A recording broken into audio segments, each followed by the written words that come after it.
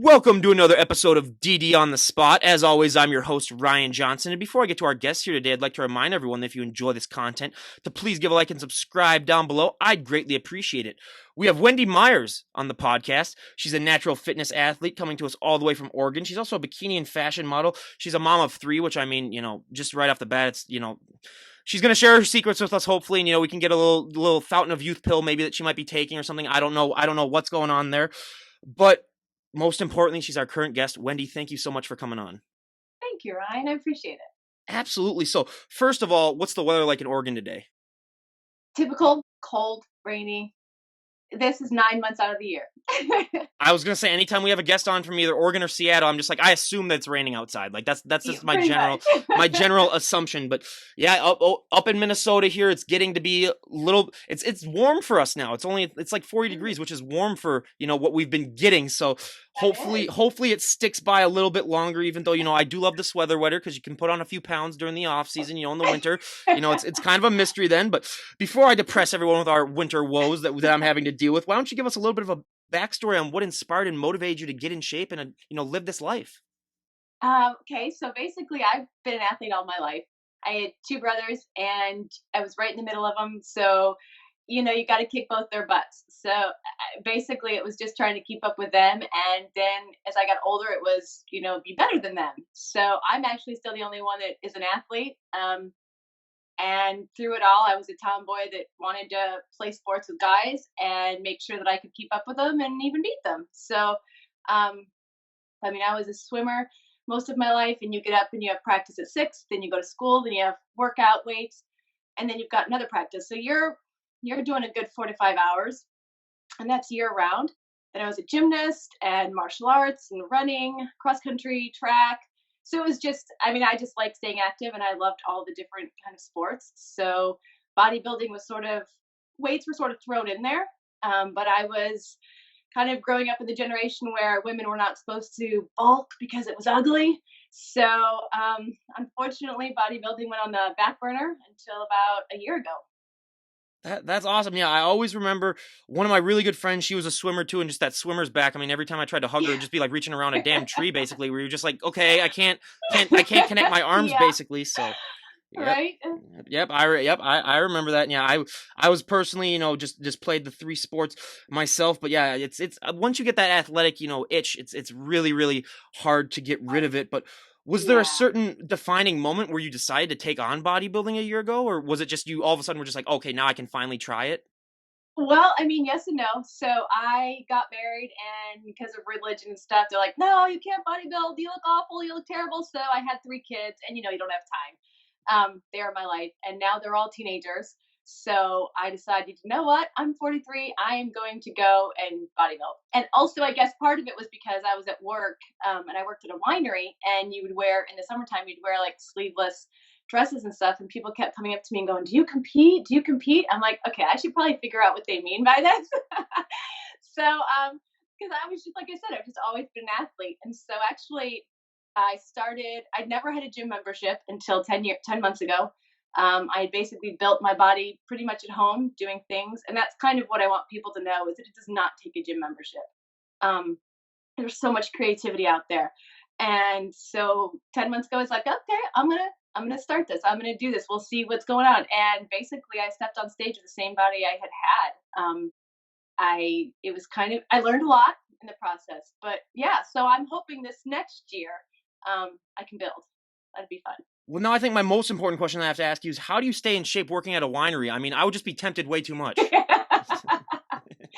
Yeah, right. No, that's actually only my summer job. So I teach. And yeah.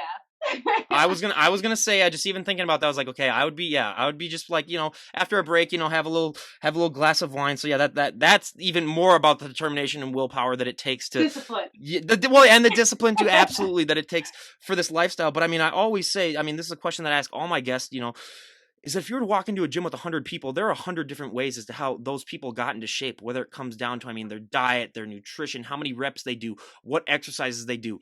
So many little things add up to the overall package that people end up seeing. What was that experience like for you? Because I always say if you're to walk up to someone and say, like, what'd you train for this body part? It looks amazing. What works best for them 99% of the time might not work as good for you. What was that experience like for you? Right. Well, that was kind of wild because I'd never, like I said, I'd never really lifted weights seriously. So I went through a very big learning curve because I didn't have a coach and I didn't know what it meant. And being an endurance athlete my whole life, I really did overtrain. I actually lost muscle from the time I started to the time I stepped on stage, which was quite depressing. But when you basically, I had been doing a lot of cardio, a lot of hits, and then adding weights to that. And when I decided to train for this, I was like, oh, I should probably hit the gym 5 days a week. So I'm going to add lifting on top of that. Well, I was overtraining like crazy and then under eating. So I actually shrank in size, muscle wise, from the time I started to the time I stepped on stage. And that was depressing, but I've learned. I've focused more on recovery now. I take 2 days off. I never used to do that. And then I stopped cardio pretty much altogether, except for 1 to 2 days. Um, just because as long as, and I've always been a healthy eater. So I never really had to worry about changing my diet too much, just because that's always who I've been. Um, I don't know. I don't want to say, I don't want to make it sound like it's easy. Like this is who I always am. I just got lucky genes. I don't. If you looked at my family, you'd be like, okay, yeah, not at all. But I've just been very disciplined. And it's when you've done it for 30 years, it's no longer a hobby or it's just a lifestyle. Well, I was gonna say, as someone who's struggled with that too as well, just the overtraining part, especially when I got started, how were you able to convince yourself when you first started taking multiple rest days that that's okay? Because I was one of those people when I started out too. It's like I felt like something was wrong in my life, like if I wasn't working out, if like I was just sitting around, I just Right. I just drove myself crazy. But another thing that I love to talk about is because most people don't realize that genetics do play such a huge factor in bodybuilding and just in your overall potential and fitness. But everyone always has that one body part when they get started that really really seems to take off, and then everyone always has that one body part that just drags behind, that they have to train to overdrive to get to catch up. I mean, I'll give you my examples first. I mean, my back, just because I had jobs all throughout college of lifting and loading heavy things in and out of trucks. So I mean, you basically got a really nice back, or you quit. Those are basically the two options that were presented to you. But also, I'm 6'3", so my legs and my lower body are just shot, where I mean, I have to train them into oblivion just to get them to look like any semblance that I train legs. I mean, I still have my friends at the gym that still ask me, oh, hey Ryan, you plan on training legs anytime this year? And then I'm just like, oh yeah, you guys are real funny. I haven't heard that one before. But what were those body parts for you when you were getting started? Um, Again, probably it was because of the swimmer's back. I definitely have the back that I've just, it was not genetics, just a lot of hard work. I mean, I was a swimmer at the age of 5. So those muscles were growing at a young age. And then, of course, for every girl, it's the ass that you just want it to look good. And it's it's on there, and you're on stage in this tiny bikini. It's always got some potential to get better. Yeah, and again, like I always say, for me too, like calves are my number one pet peeve, just because they are the most genetic thing on the planet. I mean, you're either born with them or you're born without them. I always said I could inject pure muscle into my calves and they wouldn't grow an ounce. So that's just a never-ending struggle for me. But you brought up an interesting point that I like to talk about too, because I mean, you are going to be up on stage in a bikini in front of people. Did that really take a lot of, self-talk in order to mentally prepare yourself for that fact? Or was it one of those things, or is it one of those things where like a lot of people during their prep at the very end, they're just like, you know what, I've worked my butt off. I just want to go up on stage and show it off. What was that like for you? It was kind of wild because I did 4 shows in 8 weeks. So, and they were my first shows. I did 2 natural shows and then 2 NPC shows. So they were very different. Um, in the natural shows, which I started on, that was kind of a nice, easy progression into the arena because those girls are not juiced. And so they don't look like what most people think a bodybuilder looks like. Um, you've got the muscle, but you can't take the fat burners. So you don't have that chiseled, absolute, you know, chiseled out of stone structure. You just don't. It's impossible without the drugs. So that was kind of nice because I was right there with girls that were very, looked like me. That was helpful. Also, it kind of helped that I was a swimmer my whole life, so I'm used to being in a swimsuit, just not a tiny bikini. So that was kind of odd, but yeah, there's a lot. I mean, just getting a tan, it's wild the things that you don't know you're going to have to do when you decide, oh, hey, I'm going to bodybuild. Especially because I'm a tomboy. So the whole glamour and glitz and jewelry and nails, and I'm just like, I've never had a pedicure in my life. I've never done my nails. What is this? So I kind of joke with the guys that they haven't eaten. They just have to put on a pair of shorts and nothing else. That's good. We're supposed to build our body and then look like Barbie dolls on stage. So, it's kind of interesting. That is a never-ending theme that I love to bring up, where I mean, a lot of people don't realize the glitz and glamour that go behind the stage, and the fact that you guys sometimes have to wear heels too, and it's like, come on, that's Yes, just you that's did. just adding on 5 inch heels. Oh yeah, I mean, it's absolutely just ridiculous. But we'll get into that. We'll get into that in a sec. But I always love to say, people don't realize what that change is like to go onto your first prep. What was that like for you, and what would you say was probably the biggest nutritional change that you had to make from just your average normal life to when you were going on prep? Well, unfortunately, I didn't really have a coach those first 2 shows. So, I did not do the right things. I didn't know all about water and salt and trying to get that water out of your skin. So again, it was nice that I had natural shows first. By the time I got to my NPC shows, I had a friend who took me over, pretty much took over being a coach for about 3 weeks to get me. But again, what can a coach do in 3 weeks? So what I'm going to say might not sound what's normal, but let's see, I had pickles for the last week, kind of get some salt up. I know it's like a pickle with every meal. What are you doing? And then a lot of water, and then you take the water away, and then you're just trying to drain that water out of the skin. It's amazing how much water your body holds. I think I lost literally 3 pounds overnight in water. It's crazy, and it's amazing to see what your body can do. Yeah, I mean, I've never been. I mean, I've been in good shape, but I've never been in like that shape where you just like really can really see everything. So I can't imagine what that must feel like. But a myth and stereotype that I also love to bust on the podcast, and we sort of talked about it a little bit because I always say it's gotten better the last 5 years due to Instagram, but there's still just so many women that have that fear where if they walk into a gym and they touch one weight, they're gonna put on 50 pounds of muscle overnight. And I say to that, first of all, I would pay my entire life savings just to talk to you for like an hour because you have found the secret that me and, so many people are looking for. I mean, did you ever have that fear when you're getting started? And obviously, if you didn't, you still probably hear that all the time. How do you like to respond to that? Well, and I'm not meaning to judge anybody because I'm sure that most of the people listening to this do use some sort of drug in a sense, and that's fine, totally fine. But I think what I wish is that the people that do use the drugs, especially the females, they would be open about it because I work with in the high school with teenagers, and that is their biggest thing. Like, I don't want to look like a guy, I don't want to get bulky, I don't. And so then they'll ask me, and I'm like, well, basically, just don't do drugs because if you don't do drugs, you're not going to put on the muscle. You just can't. And even the girls that do drugs, they're still not going to put on the muscle in a year. It takes work. So I mean, I'm not trying to down people that do because it still takes a ton of work. It's just if you don't do the drugs, you're never going to look like what you're even close to worrying about. Your body just doesn't have that potential.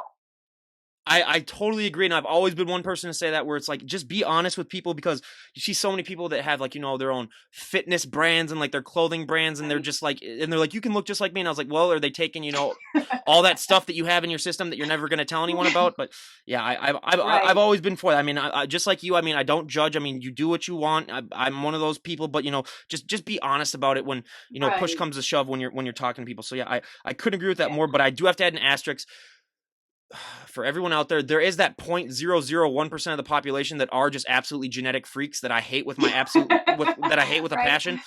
So we have to say that. So whenever you say that like you can't look like that naturally, just know out of like every 10,000 people there's that one person There that is. literally is just born that way, and that I mean it's my job to hate that person for their entire life because I had a friend like that where I mean he could eat. I mean, he still eats probably now. He could have like 10 or 12 Snickers bars a day and doesn't gain a pound. I mean, Wow, just that's just not I fair. just hate him with a passion, and I don't even think he works out. He just like, yeah, he just, No. so Yeah, we don't like those I people. do have to add We an don't like asterisk where, yeah, there is that them. one person, but I mean, like I said, I hate that person with an absolute passion. But one of the positive things that I think impacts women so much more than it does men in the gym is that confidence boost that working out gives you. I mean, we've heard so many stories on this podcast of women who have, been able to make life-changing decisions or just help them with their happiness and just really help them better their lives. And I always say that is the one thing that you can take from the gym and use to impact your everyday life. How have you taken that confidence boost and used it to better your life? Well, I mean, I started to get my personal training license and my nutrition license. So as soon as I went through the kind of 4 months that I went through teaching myself and realizing that I was overtraining, under eating, and I realized some of the things that had been going on with me hormonally for the last 20 years after having 3 kids actually were fixable through food. And I was like, I do not want women to go through this. This is ridiculous what we go through because doctors don't know anything. Um, so I really, I guess it in a sense brought my confidence level to say, hey, I want to go after my dream. My dream has always been personal training and nutrition. And I just, didn't, for whatever reason, didn't do it. And so I should be hopefully finishing both those courses in the next couple months and starting a business. And so I'm excited. And that's so awesome. And what would you say is probably one thing about personal training that you would have never guessed would be a part of the job that you were really surprised by? Well, I don't want this to sound rude. I've always been just growing up with brothers, I've always been a very big self motivator. Um, so I didn't have to have a coach tell me, come on, you can do this, you can do this. So honestly, the amount of motivating is actually kind of shocking to me because I felt like if somebody really saw the change in their body, that would be enough for them. Um, but it's not sometimes. That's good for me to see and good for me to know because I want to be what the people need me to be. And I saw that really severely, pretty much in the bodybuilding arena because we're at the extreme of it. So it was amazing to me how many women and guys were saying, "Oh, if I would never have made it without my coach," and I was like, "Well, okay, really, why?" And so it was good to hear those stories, and I don't mean that in a rude way at all. We all have our issues, and I have my weaknesses definitely. Um, and it was just really helpful for me to see that, so that I can be that coach for those people. Yeah, I mean, I couldn't agree more that I always say too, it's just so fascinating that some people just they don't have that extra push in them that they need, but they really need that help from that person. But I always say if you're going to become a personal trainer, you might as well get your psychology degree as well because you're basically a therapist too, along with training. I mean that's one thing that Right. that's a common thing that I've heard all the time throughout this. But one thing about the bodybuilding lifestyle that most people do not understand, and it's one thing that honestly I didn't think was such a huge deal, but it is that a lot of people don't realize that for these athletes, posing is the hardest thing for them. I mean, Yes. it's harder than your working out. It's harder than your nutrition. I like to compare it now to being a great driver. Where you can be a great driver, you can never be a perfect driver. You can be a great poser, you can never be a perfect poser. It's always ever evolving. What is your experience with posing been like? Absolutely the hardest thing. And I mean, part of that is the reason that I'm not a bikini girl. I don't have the body for a bikini girl. My back is too big, and I was not built tiny. I may be short, but not tiny and skinny. So I'm a figure girl, which was helpful because there's no way I could have that sass on stage. No way. Those bikini girls are amazing. Um, yeah, posing is hard. I did not just, you don't understand the movements and the muscles you're trying to hold at the same time, and then you're bending in ways to accentuate muscles that are being held. It's crazy. It's contortionism at its best. Well, I always say too, like people don't realize that. I mean, after your workouts, if you go into a posing session, you'll be more sore from your posing session than you will from your workout. I mean, just because the Yeah, body is not meant to be flexed for that long and in that type of state. no. It's so fascinating. But out of your figure poses, what is your favorite pose and what is your least favorite pose? Uh, Least favorite is back because you literally have to arch in a way in heels that just is not fun. Favorite is probably side pose or front pose, just because I know I have nice lats. I've just had them from again swimming my whole life and then working out. So, and then quads. I work my legs like crazy. So it's those are my favorite. I always said if I ever competed in anything, the back would always be my favorite, just because that's the one time where I could let my smile down a little bit, where I could just, take a little breather, relax a little bit. Because, Fair. yeah, I mean, maintaining a smile during all that, I mean, it's like good luck. I mean, I would probably end up accidentally like pulling a tooth or something like that by like just grinning way too hard. I mean, yeah, I can't fathom that. But we touched base on it a little bit. What has your experience been like in those high heels? Because it's hard enough just getting into shape and going and posing on just bare feet, but with those high heels, it just seems almost insurmountable. It's crazy. I mean, I'm 5'3", so I'm technically always in heels anyways, but they tend to be about 3-inch heels. So it was actually amazing how much those 2 inches of difference. And they're stilettos. So and then you have to walk on a slippery stage a little bit, and then you're kind of putting your feet in the OCB, which is the natural arena. You're getting to do a little bit more posing, almost like the physique girls, but you're doing it in heels. So That was actually a little harder than doing the NPC shows where you're just doing the quarter turns in the heels. Um, it's fun. It's definitely, I'm telling you, posing is where you have to put in just as much time posing as you do the lifting. I always cringe when I hear those guests say, like, oh, my first competition, I waited like 3 or 2 weeks before my first show to begin posing, and I'm just like, oh, Oh that no. that never turns out well. So I always cringe for that. But now, as you can see, I'm one of the palest people you'll ever meet in your entire life. Just my thick Norwegian skin being in the upper Midwest, so I have never been tan a day in my life. I either get farmer's tan or I just get burnt to an absolute crisp. But bodybuilders get to get tan, and as being someone that has never experienced that and never will, unless I did ever tan myself, but I don't know if I will ever in the future. What is that experience like when you get that tan on, you see, I mean, we hear so many stories about people seeing muscles that they never even knew that they had. Everything really seems to pop out. What is that experience? What is that feeling like for you? It is crazy. Again, especially more so when you get the water level right. If you've got water under the skin, you don't see them as much. But if you've done it right, which we all have shows we do and we all have shows we don't, um, yeah, that tan is amazing. It accentuates every single muscle, every single vein.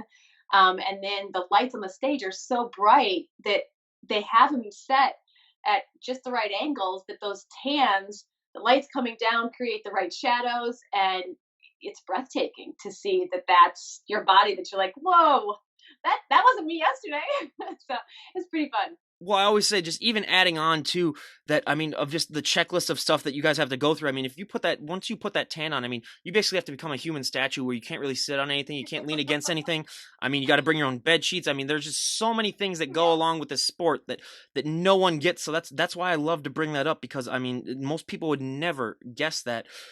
But a question that I ask all my guests, whether they be, like my up and coming bands or my health and fitness guests for my bands, I always ask, what is that feeling like when you get to walk up on stage and perform live in front of, hundreds to thousands of people? That also applies to the bodybuilders that I have on. What is that feeling like for you when you get to walk up on stage and show off all that hard work and that you've been working, months upon months on? Yeah, what is that feeling like? That's almost hard to describe. It's I don't know. For me, it was just contentment that I had done it. It for me, it was I wanted to have the courage to get up on stage. I've like I said, I'm a tomboy, grew up a tomboy, and I've never been the person outside of the shadows. I'm just kind of the helper, the person, and I'm fine with that. So yeah, to be on stage and have know that people are looking at you, it's kind of terrifying, but at the same sense, I was going on stage to know that I could do it, that I could finally step out of my comfort zone in a sense and say, I can do this. I wasn't looking for praise. I wasn't looking for people to give me a first. I was looking for me to be able to say to myself, I succeeded because I stepped on that stage. No, and again, I mean, just that personal accomplishment that people feel, and I always say, if you can feel that about anything in your life, I mean, just stick with it. I mean, because so many people spend their entire lives trying to find that feeling and they never find it. So it's such an important thing. But when you're on stage, does time seem to really fly by, or does it seem to take really long? Because I mean, most people, again, you're only on there for a couple of minutes. What is that feeling like, and how Right. long does it last? It all depends on the show. Again, in the natural shows in the OCB, you have more of what's called a T walk, and so you're able to be on stage by yourself for a good minute. And they do that on purpose because they don't have as many contestants, so they want to make the show last longer, and they also want to give you the time that they know you deserve for all the hard work. With the NPC shows, you don't have as much time, but at the same sense, you might almost. There's been a show the Pacific Coast. They actually almost had more time on stage, but there was 10 girls up there, and we were just doing quarter turns for probably 4 minutes, which is a lot to do quarter turns for. Oh, yeah, I mean, just yeah, and just being in that tense state for that long. I mean, don't even. I mean, we've heard stories about how competitors are the most sore they've ever been in their lives. After the shows, because you're just so dieted down, and then when you finally get off that stage. But yeah, I mean, it's just I always just find that so fascinating. But one of the things that I love to talk about too, that's another myth that I think needs to be busted, is that a lot of people don't realize that look that you guys put on stage, that is not a sustainable look. because like you were talking about, I mean, when you've manipulated the water and when you've manipulated everything, I mean, Yeah. you're not going to be able to maintain that look. Now, granted, there are people who try to maintain that look a little bit longer than others, and it usually comes to their detriment. They usually don't last as long in the sport. But I mean, you are going to have to put on weight. But I find it interesting with you, where I mean, you lost weight getting into this show. So was that kind of like a reverse thing for you, where you're like, I want to gain some of it back, so you're kind of excited to put on some more weight? Well, yes and no. You want to put on the right kind of weight. So you want to put on the muscle, and that comes a little bit slower. So yeah, it was hard because again, I didn't know what I was doing. So you come off and you think you're eating healthy, but you can't come. Especially myself, I did literally 4 shows in 8 weeks, so I was coming off quite a bit of peak weeks, and I found out that that's a lot different than just coming off of one. So I did. I gained about 4 pounds in the first 4 weeks, and I was devastated because you look plump, you look fluffy, and it was hard. But it's all dependent on what you want to do. Again, there's a big difference between doing it naturally and not. With doing it naturally, I don't take fat burners, so I can't gain 20 pounds on the off season because I'm not going to be able. It'll take me all year to lose that. So I stay within 6 pounds of stage weight all year. Yeah, and that's again, I mean, with all the other things that people do, I think that that's just so important to spread that out there because I mean, yeah, I've had guests where they gain and lose like 40 pounds, and then it's like, well, if you were doing it a little naturally, I don't think that necessarily would be the case. Yeah, but did you have a go-to post-show meal, or did you like to mix things up? Salmon, sweet potato fries. Sweet potato fries are, oh yeah, that's my cheat meal too, or sushi. But actually, sushi is not good for after it's not enough fat. But nice medium rare hamburger with sweet potato fries. Yeah, there's nothing like it. God dang it! Now I'm gonna have to drool the rest of the podcast, basically thinking about all that food. But yeah, that's why Yeah. that's one of my least favorite questions to ask. But no, yeah, I totally understand. I mean, I always said if I ever competed, I would just rent out a Five Guys and just walk in with $1,000 and say, you know what, here's the deal. I'm buying you out for the night. You're either gonna feed me until I die, puke, or pass out. But either way, I'm getting my money's worth. But yeah, I mean, I always got to go there. But now, two questions that I also love to ask all the bodybuilders that I have on for. I mean, for the first one, there are so many positive things that happened to me when I started, getting in shape and getting bigger and stronger. But the one negative thing is that you're going to get asked to move a lot of people's furniture. You're going to get asked to open a lot of pickle jars or bottled water, anything that's sealed on tight. You're basically the go-to strong guy. I'm still at home with my parents for the next 2 months before I move out, and every single time that they come home with groceries, I basically lift the car into the driveway, being the good son that I am, and carrying the groceries. But was that been a similar experience with you, where as you've gotten, in shape and as you've lived this lifestyle, where people just assume that you can do favors for them? Well, funny enough, like I said, being an athlete my whole life and sort of literally looking like I looked on stage was what I looked like before. So working at the winery was kind of fun. When you're carrying boxes of wine, cases of wine all the time, and I'm 5'3", and so you have clients come in that are men, and they're like, oh, okay, I want 3 cases of this, and I'm like, okay, where's your car? And they'll say things like, there's no way you can carry that to my car. Well, you don't say that to me. Maybe like psychologically deep down they wanted you to carry it, so they knew that if they just tricked you into wanting to do it, then Right. yeah. Right, something like that. But oh my word, it's funny. So then I worked with a bunch of just huge 6-foot bodybuilder guys, and that was always the joke. They're like, "Did you just work out before work, Wendy? Because you look jacked." And I'm like, "Okay, yeah, today." And then they'd come in the next day and they'd be posing around me, like trying to. It was a lot of fun. No, yeah, I always say that's just so fascinating, and not the second question, but I always like to add on to this is that I mean, you're not going to be the average looking person if you're a bodybuilder.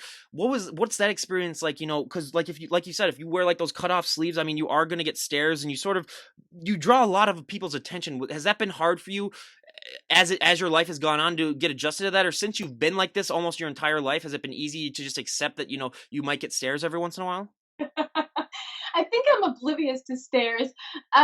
Yeah, because I've always been like that and just been the tomboy and not really been in the limelight or anything. I'm not looking for them, and so I'm probably not noticing them. It's just who I am.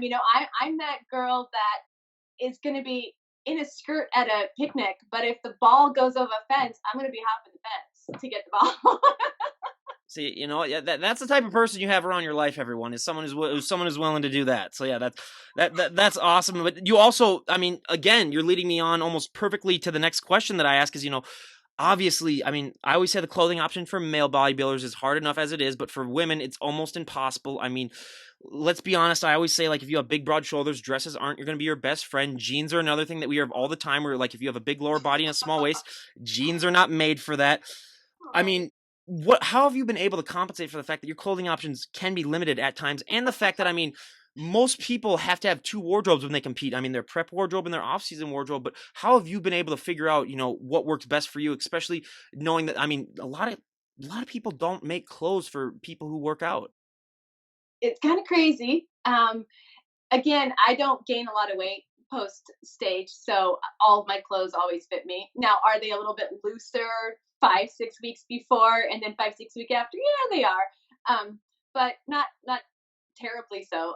And dolman style shirts for females rock for bodybuilders because they're broader at the shoulders and then tinier at the waist. So those are every bodybuilder's best friend.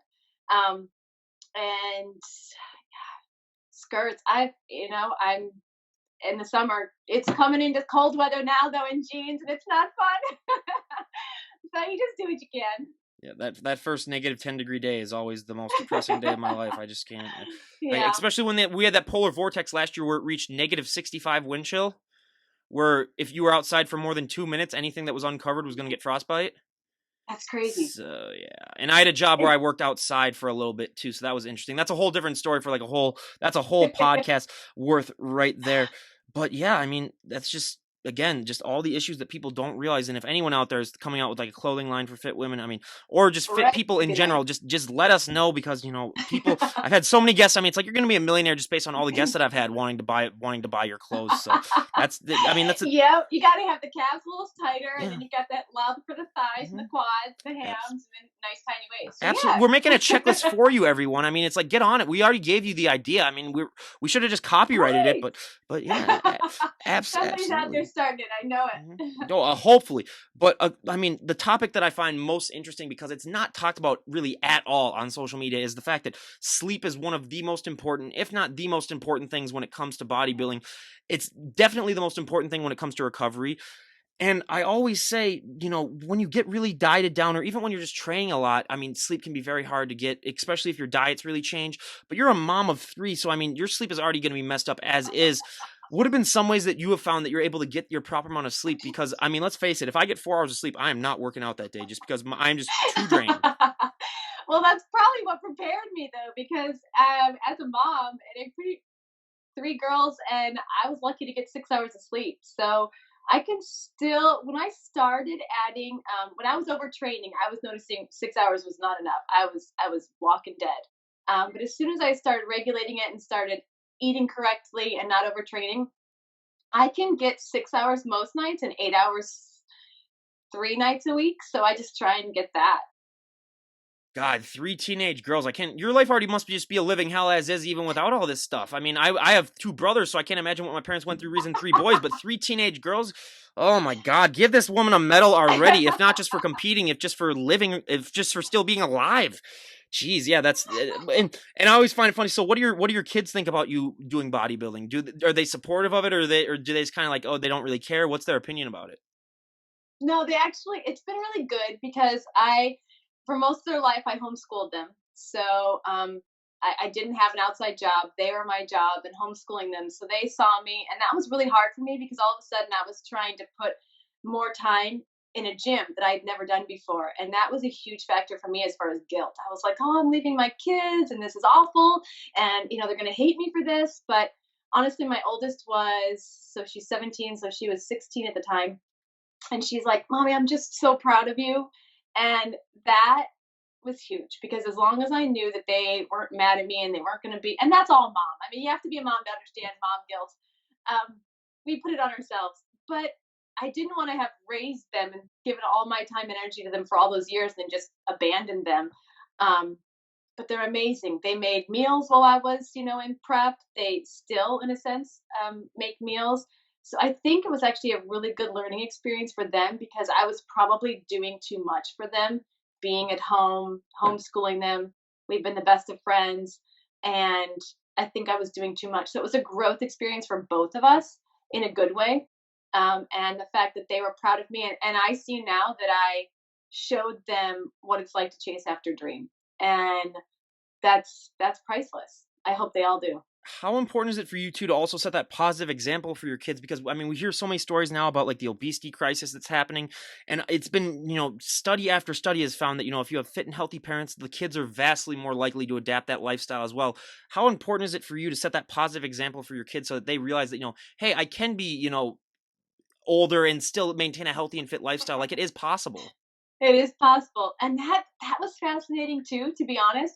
I've always been, an athlete, always worked out, and my kids did not follow suit. I was like, "What in the world? What am I doing wrong? How can I go?" I would take them to parks, I'd make up games, we were running around, so they were always fit, but it was me forcing them, and I was like, "Oh my word, you guys are teenagers. We've gotta get this so that you guys do it and not me." And I started doing this, and all of a sudden, my girls are working out at home and getting stuff online just like I used to. And I'm like, wait, what changed? And I think they just, I wasn't home as much. I wasn't the one telling them to go do it. And they followed suit, and they're amazing. In fact, my middle one wants to do something like be a personal trainer as well, and she'll be fantastic at it. The other two will probably just keep it up. They were dancers, so they stopped dancing, but at least they found something at home. And I think that's the key. Um, when I was trying to do things for them or say, hey, do this or let's do this, it was because I didn't think they were going to do it on their own. But when they were given the space to find something online on their own, they found it and they found their niche. And that's, I think, the key for every kid and every adult is you have to find what you are willing to put your time into. I couldn't agree more. And being that you've also been in this lifestyle for basically your entire life, what would you say is probably some of the biggest changes that you've seen throughout your life when it comes to the health and fitness industry? Oh, wow. Yeah, huge. Because honestly, like I always say, like it's an ever evolving industry. Like every 6 months, it completely evolves. It It never does. stops. It does evolve. And wow, I mean, if you look at the bodybuilder girls now on stage winning compared to 15, 20 years ago, geez, it's not even in the same arena. Um, well, one, we've already talked about this. Drugs has totally changed. I mean, there's so many out there now and so accessible. I had a Facebook friend call me the other day and he's like, hey, I can help you get this. I'm like, I'm sorry, I'm natural. um, so it's so prevalent out there and nobody admits it. Um, and so I think people are inundated with lies, I think more than what they used to be. I know there was always lies. There was always that skinny girl or that, really, like you said, genetically freak of a guy, and they claim that this supplement did it for them. But more and more, I just think there's just so many lies out there. I mean, you can get online and Google anything, and you're going to have five different answers. How to do the best bench press, how to do what's the best amount of hours to sleep. You're going to have five different answers for everything.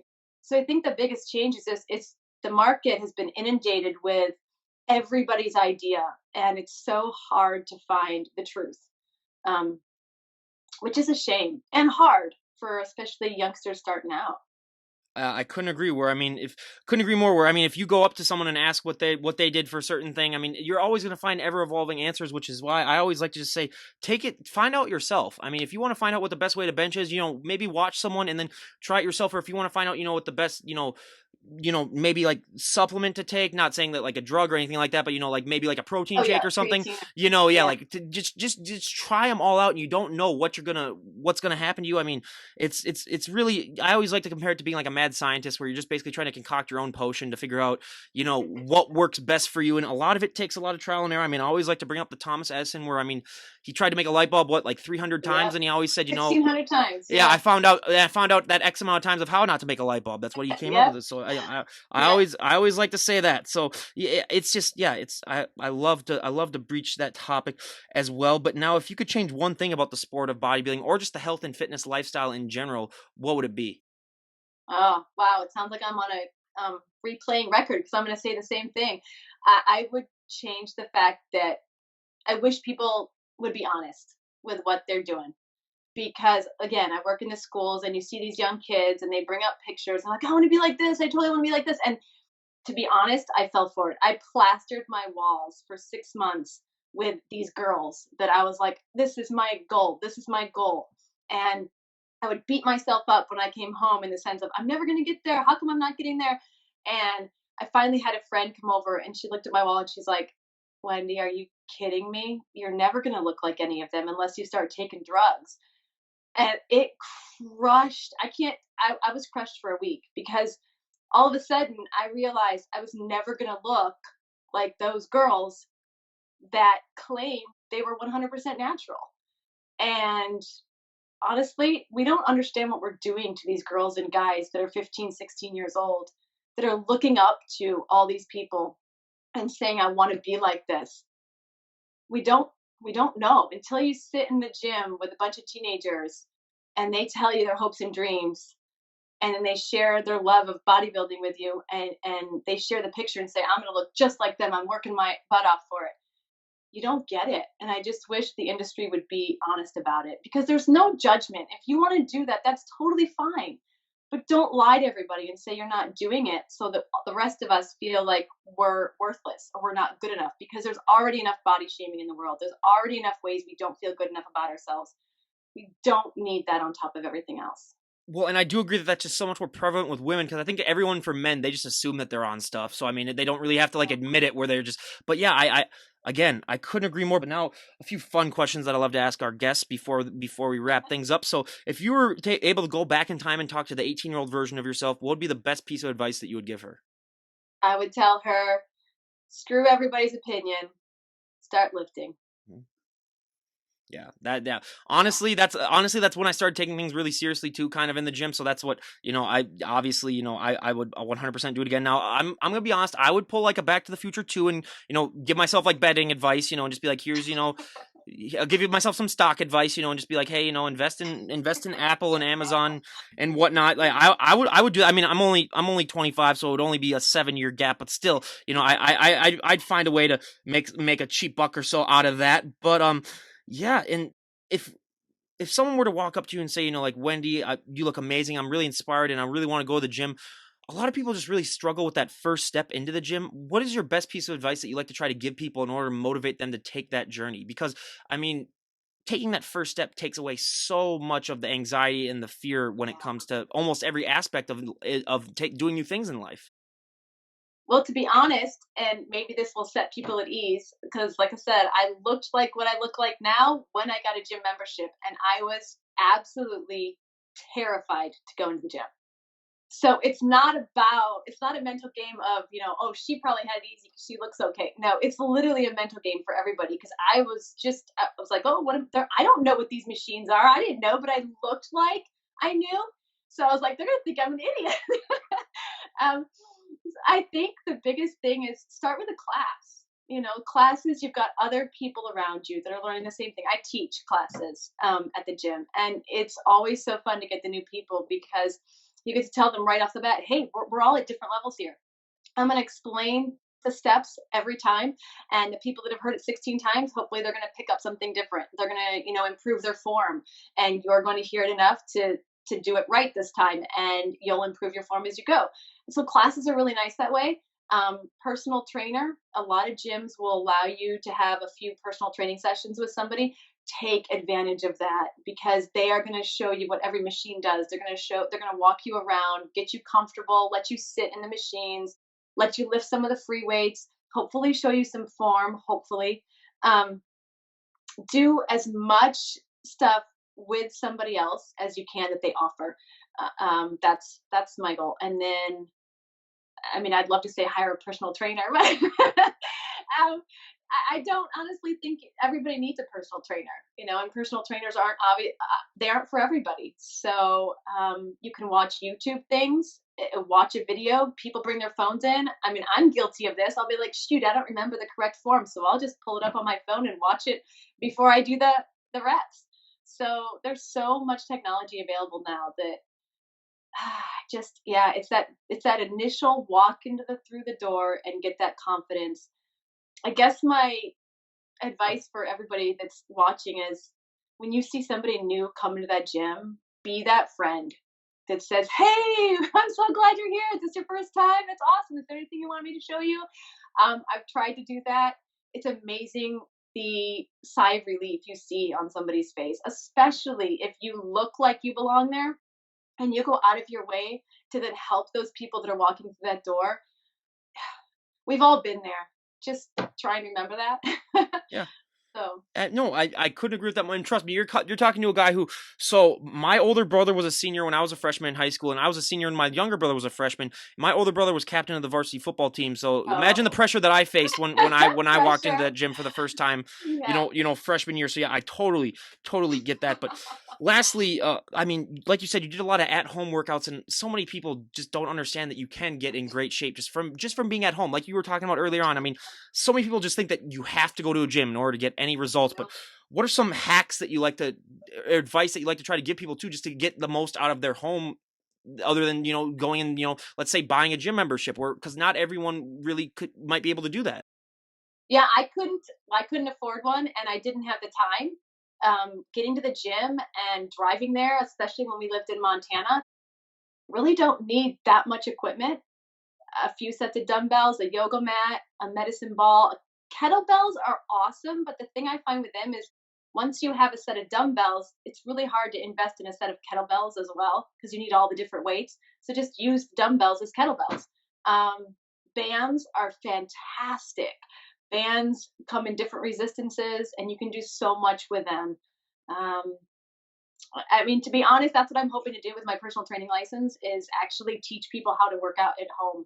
I'm not trying to sabotage the gym market, but I know that one of the biggest steps is to get yourself working out and feeling confident. And if they can even do that for 6 months at home and then give themselves the confidence to then walk through a gym, that's huge. Well, and it's just so much more convenient for people too, especially like moms and new parents. So yeah, I totally agree with that as well. And is there anyone that you'd like to give a shout out to before we wrap things up? Shout out. uh, Shout out to my family for always being there to support me and encourage me. And I guess, honestly, I'm not a person that likes to tell people, I'm not trying to promote something, but Muscle for Life and Legion Athletics is my favorite go to all natural website. He has all natural supplements and he has all natural information. Anything you want to know, his entire board of directors are all doctors. They know what they're talking about.